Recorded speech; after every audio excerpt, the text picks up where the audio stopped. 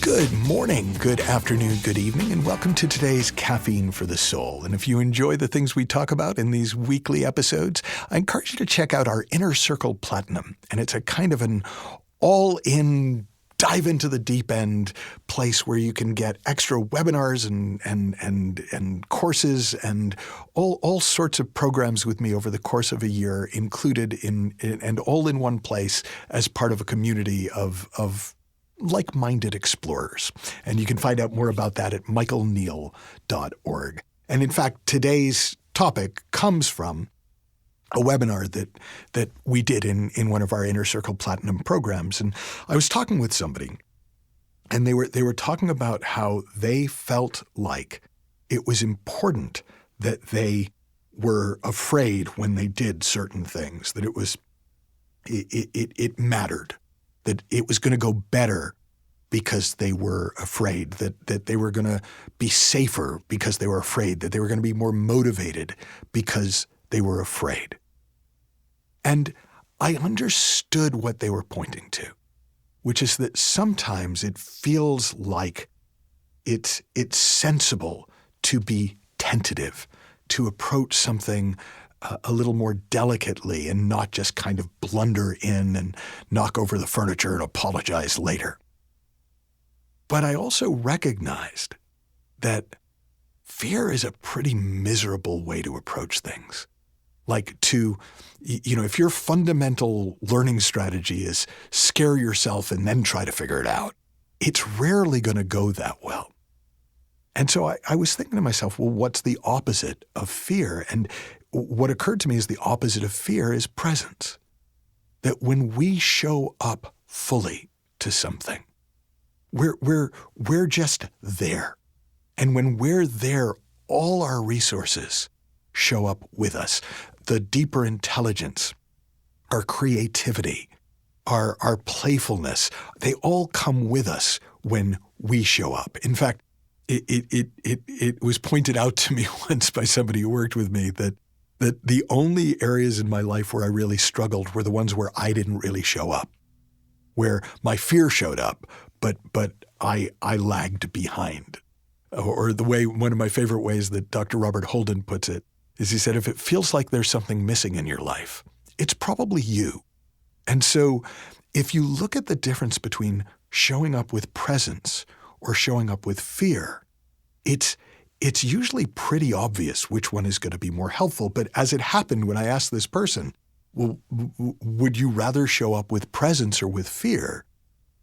They really seem to have to think about it. And I said, okay, let me rephrase the question. Would you rather show up in a ball gown or covered in dog shit? And then they laughed and they got, it's not a real choice. If we knew that it was a choice, whether we showed up to life, whether we showed up to our relationship with our significant other, whether we showed up to any challenge we're facing in our business, whether we showed up to money, whether we showed up to the world with full presence or caught up in our scary thinking, there's no choice to be made. It's a no-brainer. You don't need to work out the pros and cons of each. Ball gown or dog shit?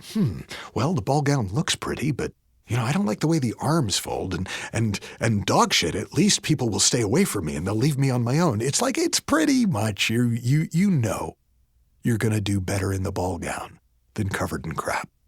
Well, in the same way, it doesn't take much to realize that we do so much better when we show up fully as ourselves than when we show up covered in our own fear.